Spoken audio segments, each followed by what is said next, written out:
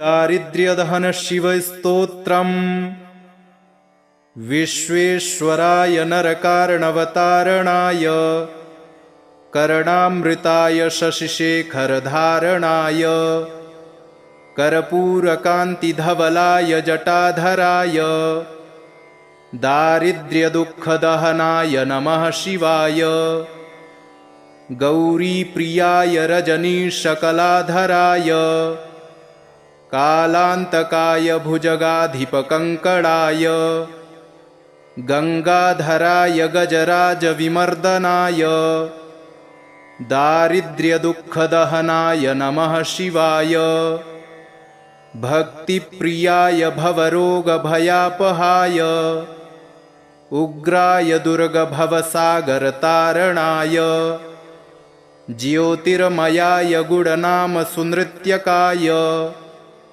दारिद्र्यदुःखदहनाय नमः शिवाय चरमाम्बराय शवभस्मविलेपनाय भालेक्षणाय मणिकुण्डलमण्डिताय मञ्जीरपादयुगलाय जटाधराय दारिद्र्यदुःखदहनाय नमः शिवाय पञ्चाननाय फणिराजविभूषणाय हेमांशुकाय भुवनत्रयमण्डिताय आनन्दभूमिवरदाय तमोमयाय दारिद्र्यदुःखदहनाय नमः शिवाय भानुप्रियाय भवसागरतारणाय कालान्तकाय कमलासनपूजिताय नेत्रत्रयाय शुभलक्षणलक्षिताय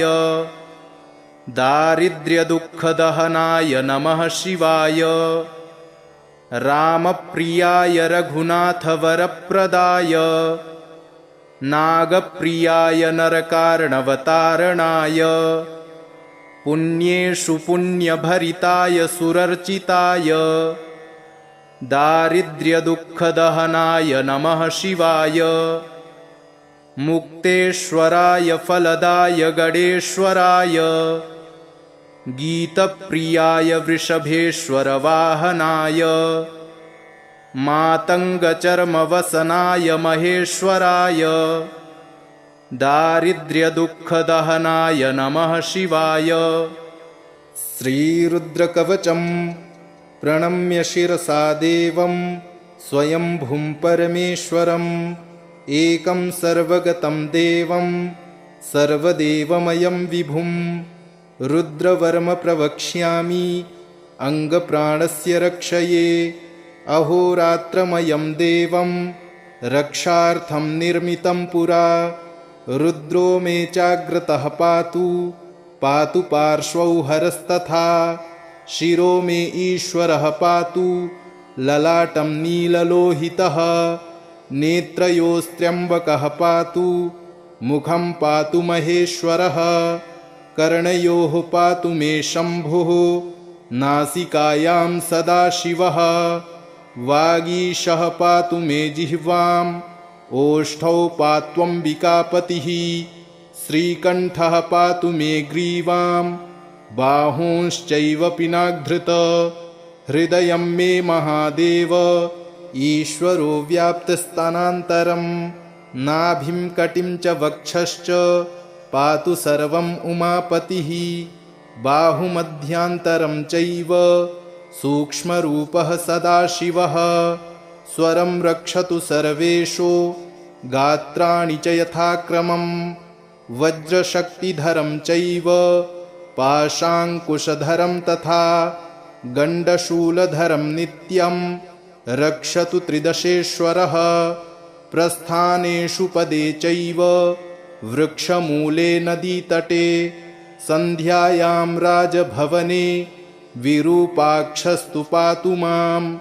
शीतोष्णादथ कालेषु तुहि न द्रुमकण्टके निर्मनुष्ये समे मार्गे त्राहि मां वृषभध्वज इत्येतद्रुद्रकवचं पवित्रं पापनाशनं महादेवप्रसादेन दूर्वासो मुनिकल्पितं ममाख्यातं समासेन न भयं विन्दितं क्वचित् प्राप्नोति परमारोग्यं पुण्यमायुष्यवर्धनम् विद्यार्थी लभते विद्यां धनार्थी लभते धनं कन्यार्थी लभते कन्यां न भयं विन्दते क्वचित् अपुत्रो लभते पुत्रं मोक्षार्थी मोक्षमाप्नुयात् त्राहि त्राहि महादेव त्राहि त्राहि त्रयीमय त्राहि मां पार्वतीनाथ त्राहि मां त्रिपुरान्तक पाशं खड्वाङ्गदिव्यास्त्रं त्रिशूलं रुद्रमेव च नमस्करोमि देवेश त्राहि मां जगदीश्वर शत्रुमध्ये सभामध्ये ग्राममध्ये गृहान्तरे गमनागमने चैव त्राहि मां भक्तवत्सल त्वं चित्तं त्वं मानसं च त्वं बुद्धिस्त्वं परायणं कर्मणा मनसा चैव त्वं बुद्धिश्च यथा सदा ज्वरभयं छिन्दि सर्वज्वर भयं छिन्दि ग्रहभयं छिन्दि सर्वशत्रुन्निवर्त्यापि सर्वव्याधिनिवारणं रुद्रलोकं स गच्छति रुद्रलोकं स गच्छत्योन्नम इति श्रीशिवरक्षास्तोत्रम् चरितं देवदेवस्य महादेवस्य पावनम् अपारं परमोदारं चतुर्वर्गस्य साधनं गौरीविनायकोपेतं पञ्चवक्त्रं त्रिनेत्रकं शिवं ध्यात्वा दशभुजं शिवरक्षां पठेन्नरः गङ्गाधरः शिरः पातु भालमर्धेन्दुशेखरः नयने मदनध्वंसी कर्णौ सर्पविभूषणः घ्राणं पातु पुरारातिर्मुखं पातु जगत्पतिः जिह्वां वागीश्वरः पातु कन्धरां शितिकन्धरः श्रीकण्ठः पातु मे कण्ठं स्कन्धौ विश्वधुरन्धरः भुजौ भूभारसंहर्ता करौ पातु पिनाग्ध्रिक हृदयं शङ्करः पातु जठरं गिरिजापतिः नाभिं मृत्युञ्जयः पातु कटिव्याघ्रजिनाम्बरः सक्थिनी पातु दीनार्त शरणागतवत्सलः ऊरू महेश्वरः पातु जानुनी जगदीश्वरः जङ्घे पातु जगत्कर्ता गुल्फौ पातु गणाधिपः चरणौ करुणासिन्धुः सर्वाङ्गानि सदाशिवः एतां शिवबलोपेतां रक्षां यः सुकृती पठेत् स भुक्त्वा सकलान् कामान् शिवसायुज्यमाप्नुयात् ग्रहभूतपिशाचाद्यास्त्रैलोक्ये विचरन्ति ये दूरादाशु पलायन्ते शिवनामाभिरक्षणात् अभयं करनामेदं कवचं पार्वतीपतेः भक्त्या बिभर्ति यः कण्ठे तस्य वश्यं जगत्त्रयम् इमां नारायणः स्वप्ने शिवरक्षां यथा दिशत प्रातरुत्थाय योगीन्द्रो याज्ञवल्क्यस्तथा लिखत विश्वेश्वराय नरकार्णवतारणाय कर्णामृताय शशिशेखरधारणाय कर्पूरकान्तिधवलाय जटाधराय दारिद्र्यदुःखदहनाय नमः शिवाय गौरीप्रियाय रजनीशकलाधराय कालान्तकाय भुजगाधिपकङ्कणाय गङ्गाधराय गजराजविमर्दनाय दारिद्र्यदुःखदहनाय नमः शिवाय। भक्तिप्रियाय भवरोगभयापहाय उग्राय दुर्गभवसागरतारणाय ज्योतिर्मयाय गुणनामसुनृत्यकाय दारिद्र्यदुःखदहनाय नमः शिवाय। चरमाम्बराय शवभस्मविलेपनाय भालेक्षणाय मणिकुण्डलमण्डिताय मञ्जीरपादयुगलाय जटाधराय दारिद्र्यदुःखदहनाय नमः शिवाय। पञ्चाननाय फणिराजविभूषणाय हेमांशुकाय भुवनत्रयमण्डिताय आनन्दभूमिवरदाय तमोमयाय दारिद्र्यदुःखदहनाय नमः शिवाय। भानुप्रियाय भवसागरतारणाय कालान्तकाय कमलासनपूजिताय नेत्रत्रयाय शुभलक्षणलक्षिताय दारिद्र्यदुःखदहनाय नमः शिवाय। रामप्रियाय रघुनाथवरप्रदाय नागप्रियाय नरकार्णवतारणाय पुण्येषु पुण्यभरिताय सुरर्चिताय दारिद्र्यदुःखदहनाय नमः शिवाय। मुक्तेश्वराय फलदाय गणेश्वराय गीतप्रियाय वृषभेश्वरवाहनाय मातङ्गचर्मवसनाय महेश्वराय दारिद्र्यदुःखदहनाय नमः शिवाय। प्रणम्य शिरसा देवं स्वयंभुं परमेश्वरम् एकं सर्वगतं देवं सर्वदेवमयं विभुं रुद्रवर्म प्रवक्ष्यामि अङ्गप्राणस्य रक्षये।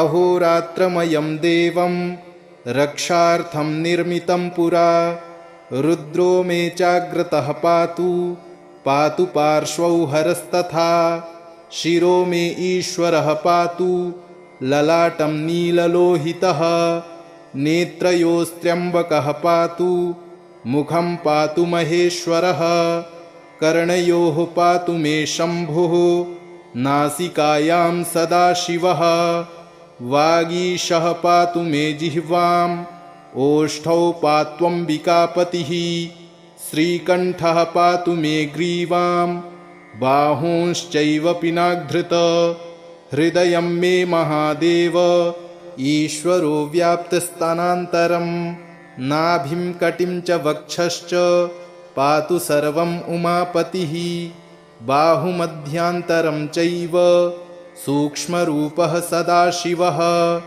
स्वरं रक्षतु सर्वेषु गात्राणि च यथाक्रमम् वज्रशक्तिधरं चैव पाशाङ्कुशधरं तथा गण्डशूलधरं नित्यं रक्षतु त्रिदशेश्वरः प्रस्थानेषु पदे चैव वृक्षमूले नदीतटे सन्ध्यायां राजभवने विरूपाक्षस्तु पातु मां शीतोष्णादथ कालेषु तुहि न द्रुमकण्टके निर्मनुष्ये समे मार्गे त्राहि मां वृषभध्वज इत्येतद्रुद्रकवचं पवित्रं पापनाशनं महादेवप्रसादेन दूर्वासो मुनिकल्पितं ममाख्यातं समासेन न भयं विन्दितं क्वचित् प्राप्नोति परमारोग्यं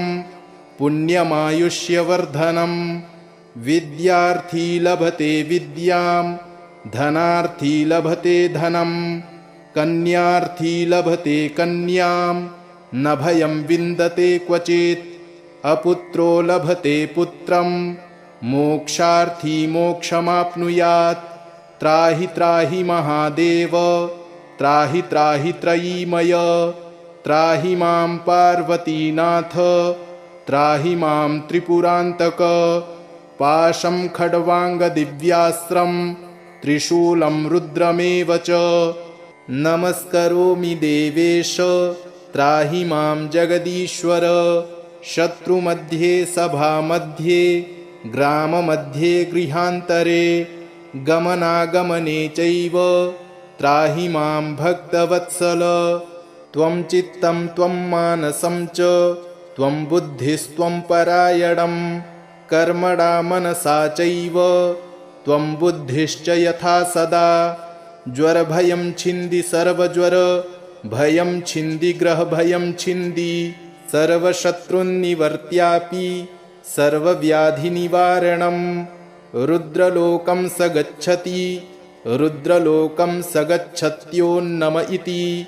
चरितं देवदेवस्य महादेवस्य पावनम् अपारं परमोदारं चतुर्वर्गस्य साधनम्। गौरीविनायकोपेतं पञ्चवक्त्रं त्रिनेत्रकं शिवं ध्यात्वा दशभुजं शिवरक्षां पठेन्नरः। गङ्गाधरः शिरः पातु भालमर्धेन्दुशेखरः। नयने मदनध्वंसी कर्णौ सर्पविभूषणः। घ्राणं पातु पुरारातिर्मुखं पातु जगत्पतिः। जिह्वां वागीश्वरः पातु कन्धरां शितिकन्धरः। श्रीकण्ठः पातु मे कण्ठं स्कन्धौ विश्वधुरन्धरः। भुजौ भूभारसंहर्ता करौ पातु पिनाग्ध्रिक। हृदयं शङ्करः पातु जठरं गिरिजापतिः। नाभिमृत्युञ्जयः पातु कटिव्याघ्रजिनाम्बरः। सक्थिनी पातु दीनार्त शरणागतवत्सलः। ऊरुमहेश्वरः पातु जानुनी जगदीश्वरः। जङ्घे पातु जगत्कर्ता गुल्फौ पातु गणाधिपः। चरणौ करुणासिन्धुः सर्वाङ्गानि सदाशिवः।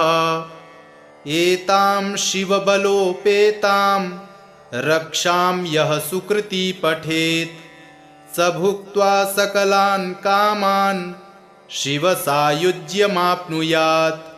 ग्रहभूतपिशाचाद्यास्त्रैलोक्ये विचरन्ति ये दूरादाशु पलायन्ते शिवनामाभिरक्षणात्। अभयं करनामेदं कवचं पार्वतीपतेः। भक्त्या बिभर्ति यः कण्ठे तस्य वश्यं जगत्त्रयम्। इमां नारायणः स्वप्ने शिवरक्षां यथा दिशत। प्रातरुत्थाय योगीन्द्रो याज्ञवल्क्यस्तथा लिखत। विश्वेश्वराय नरकार्णवतारणाय कर्णामृताय शशिशेखरधारणाय कर्पूरकान्तिधवलाय जटाधराय दारिद्र्यदुःखदहनाय नमः शिवाय।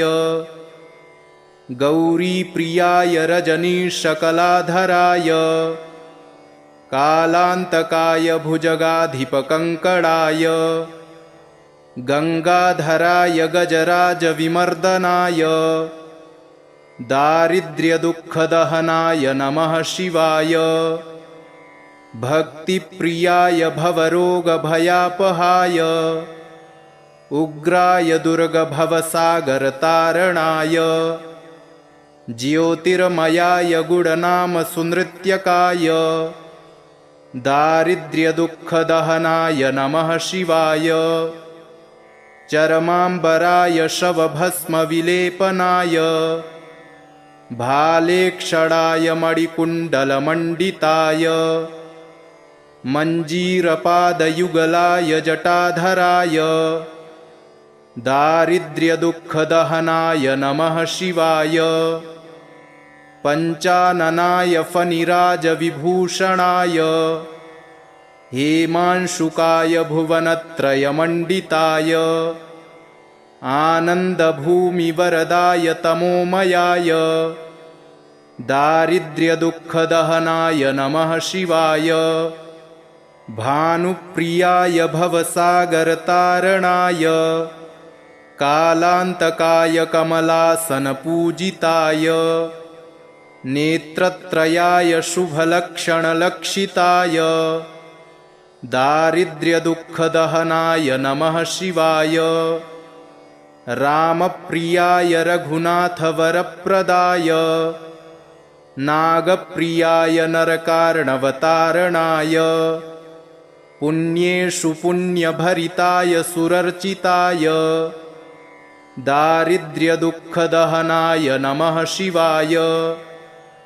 मुक्तेश्वराय फलदाय गणेश्वराय गीतप्रियाय वृषभेश्वरवाहनाय मातङ्गचर्मवसनाय महेश्वराय दारिद्र्यदुःखदहनाय नमः शिवाय प्रणम्य शिरसा देवं स्वयंभुं परमेश्वरम् एकं सर्वगतं देवं सर्वदेवमयं विभुं रुद्रवर्म प्रवक्ष्यामि अंगप्राणस्य रक्षये अहोरात्रमयं देवं रक्षार्थं निर्मितं पुरा रुद्रो मे चाग्रतः पातु पातु पार्श्वौ हरस्तथा शिरो मे ईश्वरः पातु ललाटं नीललोहितः नेत्रयोस्त्र्यम्बकः पातु मुखं पातु महेश्वरः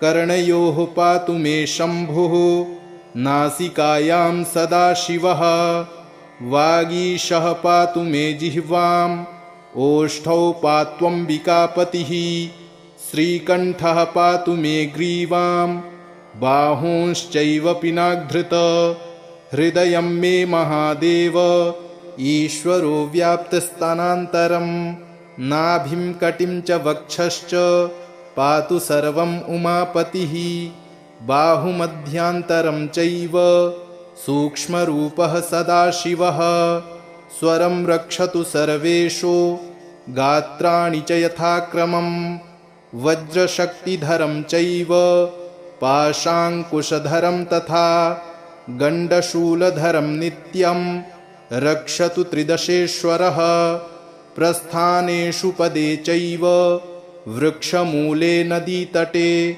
सन्ध्यायां राजभवने विरूपाक्षस्तु पातु मां शीतोष्णादथ कालेषु तुहिन द्रुमकण्टके निर्मनुष्ये समे मार्गे त्राहि मां वृषभध्वज इत्येतद्रुद्रकवचं पवित्रं पापनाशनं महादेवप्रसादेन दूर्वासो मुनिकल्पितं ममाख्यातं समासेन न भयं विन्दितं क्वचित् प्राप्नोति परमारोग्यं पुण्यमायुष्यवर्धनं विद्यार्थी लभते विद्यां धनार्थी लभते धनं कन्यार्थी लभते कन्यां न भयं विन्दते क्वचित् अपुत्रो लभते पुत्रं मोक्षार्थी मोक्षमाप्नुयात् त्राहि त्राहि महादेव त्राहि त्राहि त्रयीमय त्राहि मां पार्वतीनाथ त्राहि मां त्रिपुरान्तक पाशं खड्वाङ्गदिव्यास्त्रं त्रिशूलं रुद्रमेव च नमस्करोमि देवेश त्राहि मां जगदीश्वर शत्रुमध्ये सभामध्ये ग्राममध्ये गृहान्तरे गमनागमने चैव त्राहि मां भक्तवत्सल त्वं चित्तं त्वं मानसं च त्वं बुद्धिस्त्वं परायणं कर्मणा मनसा चैव त्वं बुद्धिश्च यथा सदा ज्वरभयं छिन्दि सर्वज्वर भयं छिन्दि ग्रहभयं छिन्दि सर्वशत्रुन्निवर्त्यापि सर्वव्याधिनिवारणं रुद्रलोकं स गच्छति रुद्रलोकं स गच्छत्योन्नम इति। चरितं देवदेवस्य महादेवस्य पावनम् अपारं परमोदारं चतुर्वर्गस्य साधनम् गौरीविनायकोपेतं पञ्चवक्त्रं त्रिनेत्रकं शिवं ध्यात्वा दशभुजं शिवरक्षां पठेन्नरः गङ्गाधरः शिरः पातु भालमर्धेन्दुशेखरः नयने मदनध्वंसी कर्णौ सर्पविभूषणः घ्राणं पातु पुरारातिर्मुखं पातु जगत्पतिः जिह्वां वागीश्वरः पातु कन्धरां शितिकन्धरः श्रीकण्ठः पातु मे कण्ठं स्कन्धौ विश्वधुरन्धरः भुजौ भूभारसंहर्ता करौ पातु पिनाग्ध्रिक हृदयं शङ्करः पातु जठरं गिरिजापतिः नाभिमृत्युञ्जयः पातु कटिव्याघ्रजिनाम्बरः सक्थिनी पातु दीनार्त शरणागतवत्सलः ऊरुमहेश्वरः पातु जानुनी जगदीश्वरः जङ्घे पातु जगत्कर्ता गुल्फौ पातु गणाधिपः चरणौ करुणासिन्धुः सर्वाङ्गानि सदाशिवः एतां शिवबलोपेतां रक्षां यः सुकृती पठेत् स भुक्त्वा सकलान् कामान् शिवसायुज्यमाप्नुयात् ग्रहभूतपिशाचाद्यास्त्रैलोक्ये विचरन्ति ये दूरादाशु पलायन्ते शिवनामाभिरक्षणात् अभयं करनामेदं कवचं पार्वतीपतेः भक्त्या बिभर्ति यः कण्ठे तस्य वश्यं जगत्त्रयम् इमां नारायणः स्वप्ने शिवरक्षां यथा दिशत प्रातरुत्थाय योगीन्द्रो याज्ञवल्क्यस्तथा लिखत विश्वेश्वराय नरकार्णवतारणाय कर्णामृताय शशिशेखरधारणाय कर्पूरकान्तिधवलाय जटाधराय दारिद्र्यदुःखदहनाय नमः शिवाय गौरीप्रियाय रजनीशकलाधराय कालान्तकाय भुजगाधिपकङ्कणाय गङ्गाधराय गजराजविमर्दनाय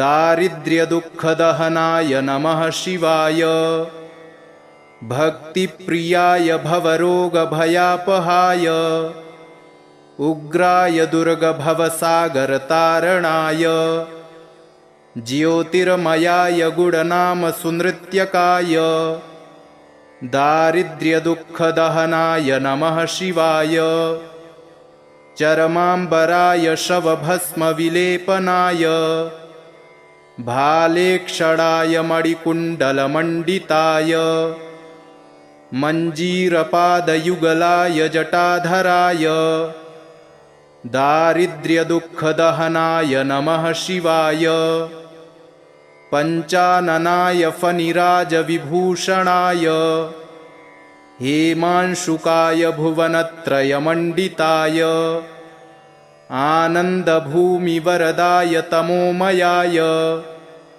दारिद्र्यदुःखदहनाय नमः शिवाय भानुप्रियाय भवसागरतारणाय कालान्तकाय कमलासनपूजिताय नेत्रत्रयाय शुभलक्षणलक्षिताय दारिद्र्यदुःखदहनाय नमः शिवाय रामप्रियाय रघुनाथवरप्रदाय नागप्रियाय नरकार्णवतारणाय पुण्येषु पुण्यभरिताय सुरर्चिताय दारिद्र्यदुःखदहनाय नमः शिवाय मुक्तेश्वराय फलदाय गणेश्वराय गीतप्रियाय वृषभेश्वरवाहनाय मातङ्गचर्मवसनाय महेश्वराय दारिद्र्यदुःखदहनाय नमः शिवाय। प्रणम्य शिरसा देवं स्वयंभुं परमेश्वरम् एकं सर्वगतं देवं सर्वदेवमयं विभुं रुद्रवर्म प्रवक्ष्यामि अंगप्राणस्य रक्षये। अहोरात्रमयं देवं रक्षार्थं निर्मितं पुरा रुद्रो मे चाग्रतः पातु पातु पार्श्वौ हरस्तथा शिरो मे ईश्वरः पातु ललाटं नीललोहितः नेत्रयोस्त्र्यम्बकः पातु मुखं पातु महेश्वरः कर्णयोः पातु मे शम्भुः नासिकायां सदाशिवः वागीशः पातु मे जिह्वाम् ओष्ठौ पात्वम्बिकापतिः श्रीकण्ठः पातु मे ग्रीवां बाहूंश्चैव पिनाधृत हृदयं मे महादेव ईश्वरो व्याप्तस्थानान्तरं नाभिं कटिं च वक्षश्च पातु सर्वम् उमापतिः बाहुमध्यान्तरं चैव सूक्ष्मरूपः सदाशिवः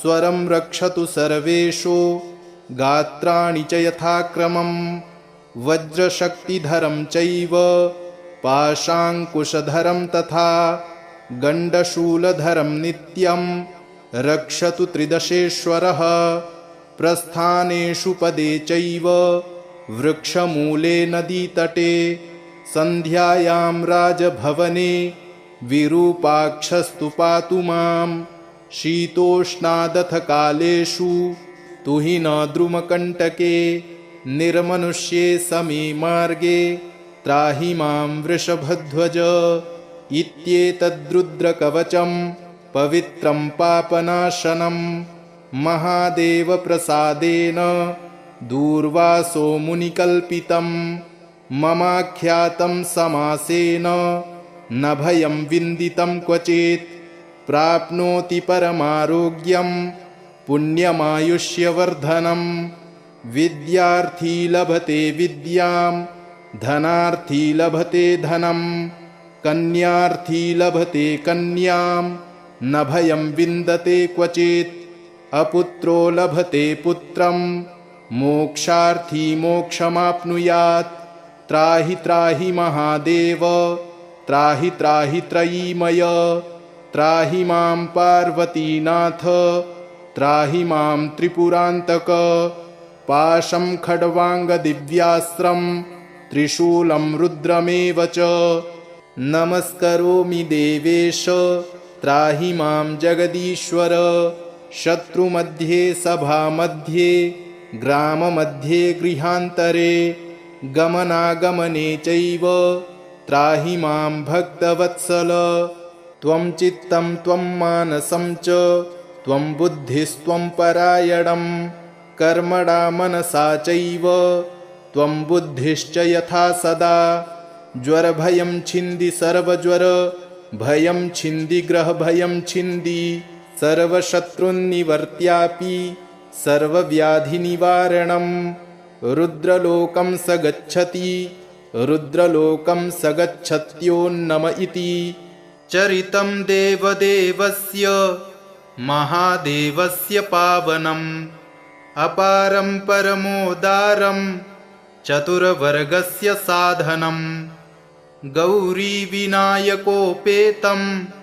पञ्चवक्त्रं त्रिनेत्रकं शिवं ध्यात्वा दशभुजं शिवरक्षां पठेन्नरः गंगाधरः शिरः पातु भालमर्धेन्दुशेखरः नयने मदनध्वंसी कर्णौ सर्पविभूषणः घ्राणं पातु पुरारातिर्मुखं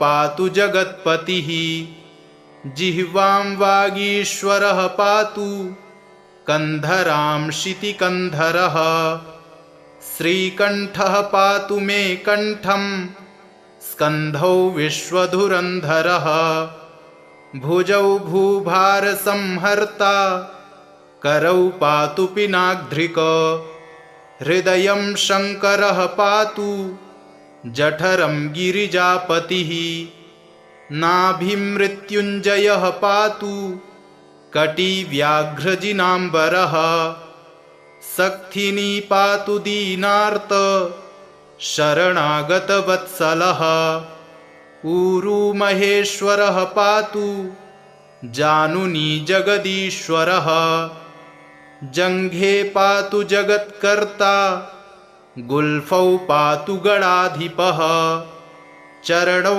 करुणा सिन्धुः सर्वाङ्गानि सदाशिवः एतां शिवबलोपेतां रक्षां यः सुकृती पठेत् स भुक्त्वा सकलान् कामान् शिवसायुज्यमाप्नुयात् ग्रहभूतपिशाचाद्यास्त्रैलोक्ये विचरन्ति ये दूरादाशु पलायन्ते शिवनामाभिरक्षणात् अभयं करनामेदं कवचं पार्वतीपतेः भक्त्या बिभर्ति यः कण्ठे तस्य वश्यं जगत्त्रयम् इमां नारायणः स्वप्ने शिवरक्षां यथा दिशत प्रातरुत्थाय योगीन्द्रो याज्ञवल्क्यस्तथा लिखत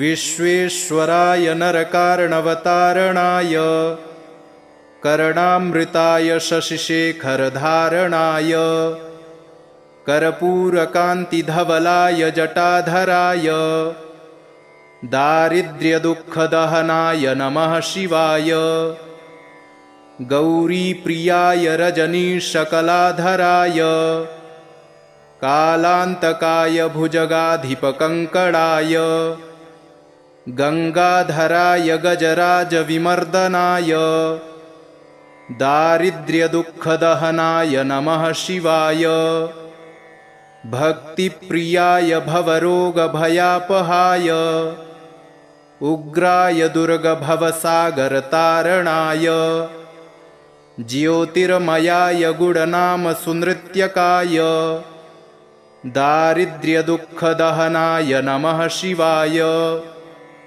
चरमाम्बराय शवभस्मविलेपनाय भालेक्षणाय मणिकुण्डलमण्डिताय मञ्जीरपादयुगलाय जटाधराय दारिद्र्यदुःखदहनाय नमः शिवाय पञ्चाननाय फणिराजविभूषणाय हेमांशुकाय भुवनत्रयमण्डिताय आनन्दभूमिवरदाय तमोमयाय दारिद्र्यदुःखदहनाय नमः शिवाय भानुप्रियाय भवसागरतारणाय कालान्तकाय कमलासनपूजिताय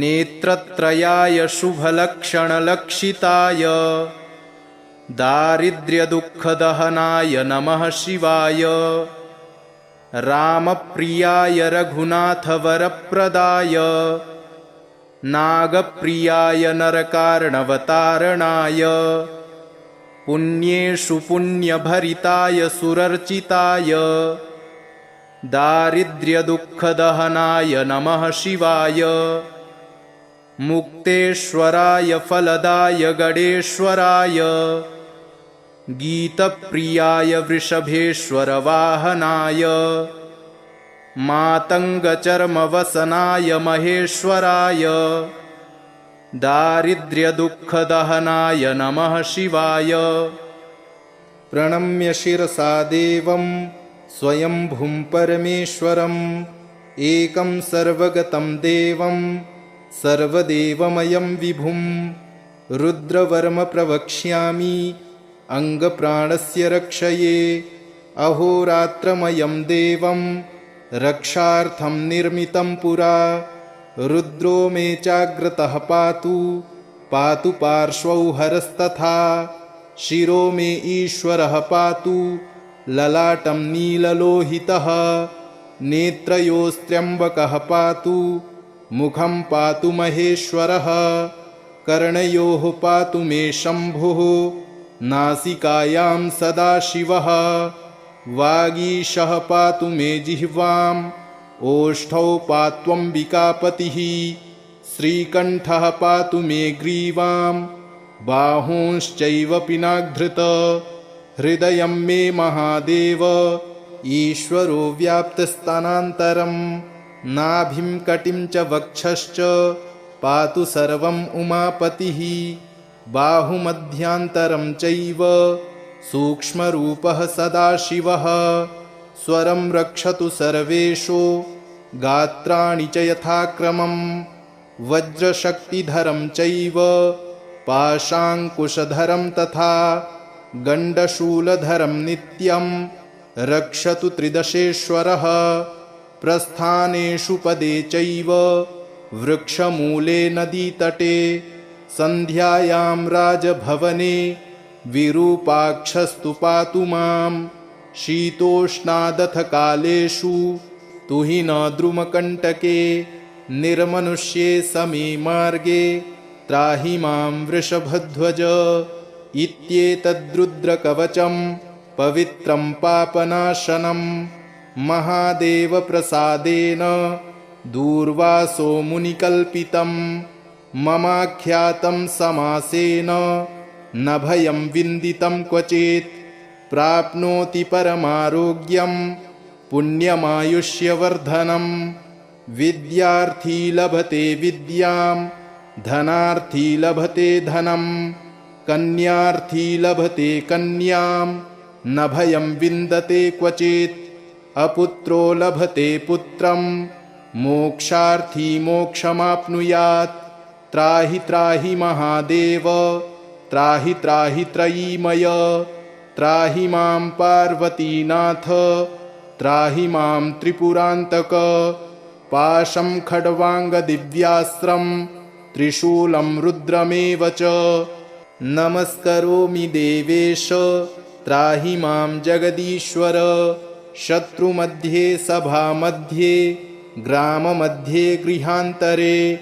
गमनागमने चैव त्राहि मां भक्तवत्सल। त्वं चित्तं त्वं मानसं च त्वं बुद्धिस्त्वं परायणं। कर्मणा मनसा चैव त्वं बुद्धिश्च यथा सदा। ज्वरभयं छिन्दि सर्वज्वर भयं छिन्दि ग्रहभयं छिन्दि। सर्वशत्रुन्निवर्त्यापि सर्वव्याधिनिवारणं। रुद्रलोकं स गच्छति रुद्रलोकं स गच्छत्योन्नम इति। चरितं देवदेवस्य महादेवस्य पावनम्। अपारं परमोदारं चतुर्वर्गस्य साधनं। गौरीविनायकोपेतं पञ्चवक्त्रं त्रिनेत्रकं। शिवं ध्यात्वा दशभुजं शिवरक्षां पठेन्नरः। गङ्गाधरः शिरः पातु भालमर्धेन्दुशेखरः। नयने मदनध्वंसी कर्णौ सर्पविभूषणः। घ्राणं पातु पुरारातिर्मुखं पातु जगत्पतिः। जिह्वां वागीश्वरः पातु कन्धरां शितिकन्धरः। श्रीकण्ठः पातु मे कण्ठं स्कन्धौ विश्वधुरन्धरः। भुजौ भूभारसंहर्ता करौ पातु पिनाग्ध्रिक। हृदयं शङ्करः पातु जठरं गिरिजापतिः। नाभिमृत्युञ्जयः पातु कटिव्याघ्रजिनाम्बरः। सक्थिनी पातु दीनार्त शरणागतवत्सलः ऊरुमहेश्वरः पातु जानुनी जगदीश्वरः जङ्घे पातु जगत्कर्ता गुल्फौ पातु गणाधिपः चरणौ करुणा सिन्धुः सर्वाङ्गानि सदाशिवः एतां शिवबलोपेतां रक्षां यः सुकृती पठेत् स भुक्त्वा सकलान् कामान् शिवसायुज्यमाप्नुयात् ग्रहभूतपिशाचाद्यास्त्रैलोक्ये विचरन्ति ये दूरादाशु पलायन्ते शिवनामाभिरक्षणात् अभयं करनामेदं कवचं पार्वतीपतेः भक्त्या बिभर्ति यः कण्ठे तस्य वश्यं जगत्त्रयम् इमां नारायणः स्वप्ने शिवरक्षां यथा दिशत प्रातरुत्थाय योगीन्द्रो याज्ञवल्क्यस्तथा लिखत इति श्रीयाज्ञवल्क्यप्रोक्तं शिवरक्षास्तोत्रं सम्पूर्णम्।